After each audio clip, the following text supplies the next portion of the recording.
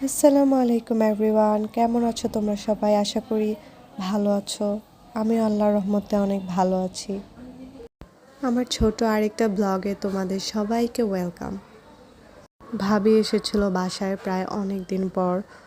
গ্রাম থেকে আসার পর আর বাসায় আসা হয় নাই, কালকে আসলো।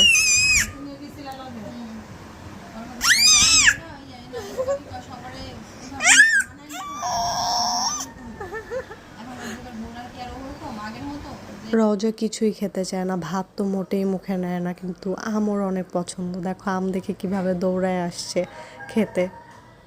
তারপর রাতের বেলা আমার আবার অনেক ফুচকার ক্রেভিংস হচ্ছিল, তো ভাবিকে বললাম চলো ফুচকা খেতে যাই। তো ভাবি বলল যে চলো ঠিক আছে। ভাবির বাসার ওইখানে মানে বনশ্রীতে আজাদ ভবনের সামনে ফুচকাটা অনেক মজা।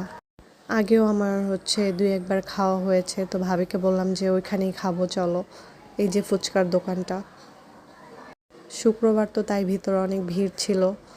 ভিতরে ঢুকেই সাফওয়ানা একটা কোল্ড ড্রিঙ্কস নেয়, আমিও একটা পেপসি নেই।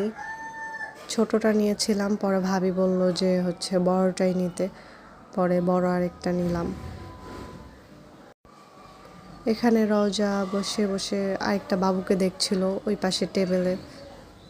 ফুচকা যে বানায় উনি ভাবি পরিচিত। আমি ভাবিকে বললাম যে বেশি করে মরিচ দিতে বলো আমারটায়। সবগুলি কি আমারে দিবেন?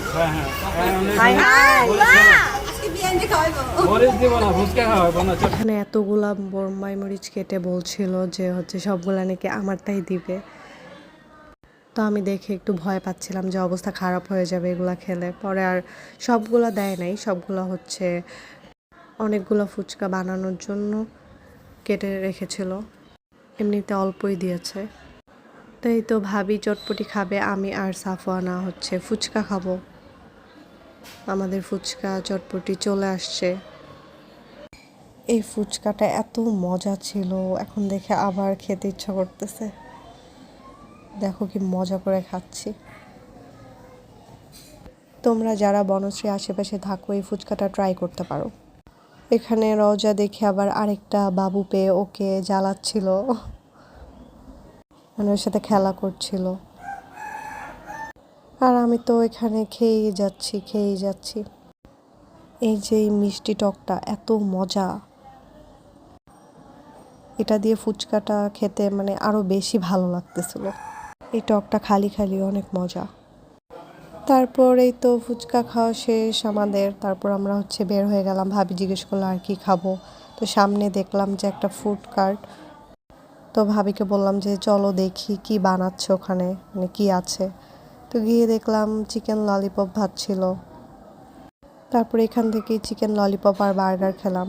এই যে ওদের মেনুটা, বার্গার মাত্র 70 টাকা আর 90 টাকা। এত কম টাকা দিয়ে বার্গার খাবো কেমন হবে, ভরসা পাচ্ছিলাম না। এখানে সাফওয়ান আবার চিকেন ললিপপ খাচ্ছিল, রওজাও ললিপপ খাচ্ছিল কুটকুট করে। তারপর আমাদের বার্গার রেডি হচ্ছে। আমি বার্গার বানানোর প্রসেসিংটা দেখছিলাম, যে দেখি কিভাবে বানায়। বার্গার যত বেশি জুসি হয় ততই মজা লাগে, মেয়োনিজটা যত বেশি দেওয়া হয় তত বেশি মজা হয় আর কি বার্গারটা। 70 টাকা হিসেবে ভালোই ছিল, খারাপ না। তোমরা ট্রাই করে দেখতে পারো। তারপরেই তো আমাদের বার্গার রেডি। এখন খেয়ে বলবো কেমন হয়েছে। এই দেখো কি পরিমাণ জুসি লাগতেছে বার্গারটা। বললাম না 70 টাকা হিসেবে অ্যাভারেজ ছিল। এখানে রওজা হাঁটা শিখেছে, তো ও বসে থাকবেই না, নিচে হাঁটাহাঁটি করবে। সবাই মাশাল্লাহ বলে দিবা। তারপর আমরা আর কিছু খাই নাই। ভাবি এখান থেকে বাসায় চলে গেছে, আমিও বাসায় চলে আসছি হেঁটে হেঁটে। 5-6 মিনিট হাঁটলেই আমার বাসা, তাই আমিও রিক্সা নিইনি আর হেঁটে হেঁটেই চলে যাচ্ছিলাম। আমার ব্লগটা কেমন লাগলো তোমাদের অবশ্যই জানাবা। আল্লাহ হাফেজ।